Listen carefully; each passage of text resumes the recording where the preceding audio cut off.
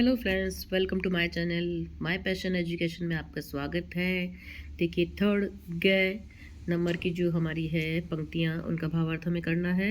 और ये last question है इस असाइनमेंट का 2024-25 का। तो आप तुरंत तुरंत बना लीजिए, मैं आपकी इतनी हेल्प कर रही हूँ और मैं इतनी मेहनत कर रही हूँ। तो फ्रेंड्स, आप मेरे वीडियो को लाइक, शेयर और सब्सक्राइब ज़रूर कर दीजिए ताकि मेरे भी बढ़ सके कुछ व्यूवर्स एंड कुछ इनकम हो सके। तो please like, share and subscribe. Now start.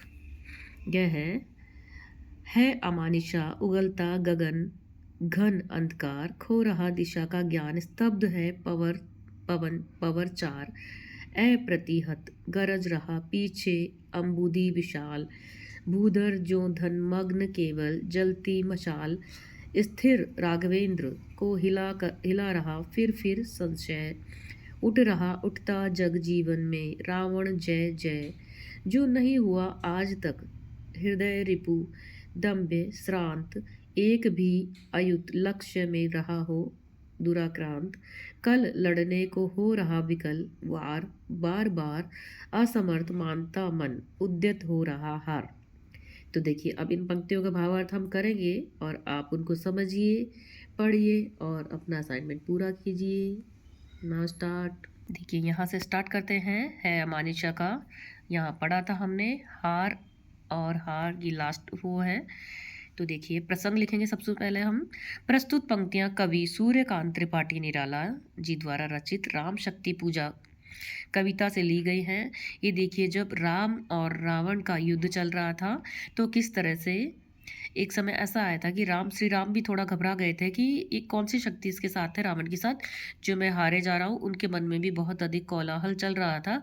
तो उन पंक्तियों को सूर्यकांत त्रिपाठी जी ने अपनी कलम की सहायता से उतारा है हमारे सामने और उसका हम भावार्थ कर रहे हैं। तो राम शक्ति पूजा कविता से ली गई है। इसमें कवि ने राम के हृदय में युद्ध के समय जो कोलाहल मचा हुआ है उसका वर्णन करते हैं कि किस तरह राम एक महान योद्धा, विश्व पर विजय प्राप्त करने वाले व अपनी भुजाओं के बल से शिव धनुष को तोड़ने वाले और स्वयंवर जीतने वाले राम आज शांत भाव से युद्ध के परिणाम के बारे में तथा सीता से जो प्रथम मुलाकात हुई उसके बारे में विचार मग्न हो रहे हैं। तो ये हमने बहुत ही सुंदर ढंग से प्रस्तुत किया है। व्याख्या देखेंगे। व्याख्या देखिए दोस्तों। निराला जी ने राम शक्ति पूजा की रचना से है। यह पंक्तियों में जब राम और रावण के बीच युद्ध चल रहा था और रात्रि के समय सोच विचार कर रहे हैं, उस समय के बारे में बताया गया है कि एक दिन राम रावण युद्ध अनवरत जारी था।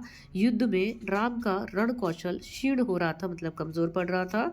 वो जो भी बाण चलाते वह लक्ष्य तक नहीं पहुंच पाता।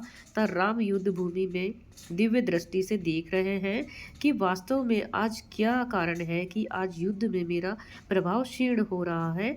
तो उन्होंने देखा कि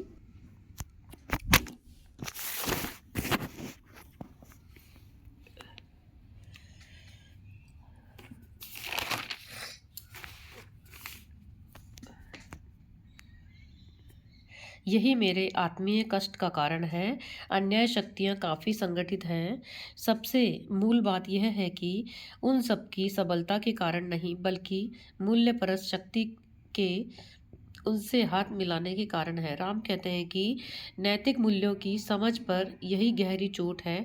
राम की व्यथा मानव मन की पहचानी हुई व्यथा है। इस व्यथा को विभीषण समझ नहीं पाते, मगर जामवंत तुरंत समझ जाते हैं।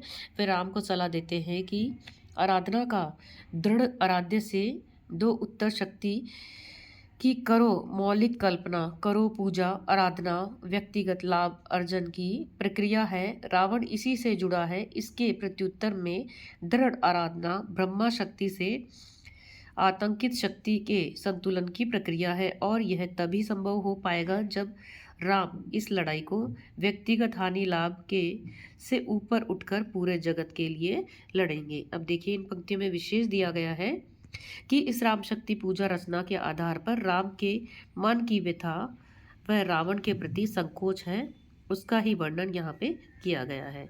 अब देखिए, हमारा असाइनमेंट इसके बाद समाप्त होता है और देखिए अच्छे से बनाया है, इन पंक्तियों का भावार्थ अच्छे से किया है। तो आप इसके बाद मुझे आज्ञा दीजिए। मेरे वीडियो को लाइक शेयर सब्सक्राइब कीजिए प्लीज़, और पढ़कर समझकर कमेंट भी चाहे तो कर सकते हैं, ताकि मैं और अच्छा वीडियो आपके लिए लेके आ सकूं। यहीं पे हमारा समाप्त होता है असाइनमेंट, और फटाफट बना के जमा करवा दीजिए। तब तक के लिए नमस्कार।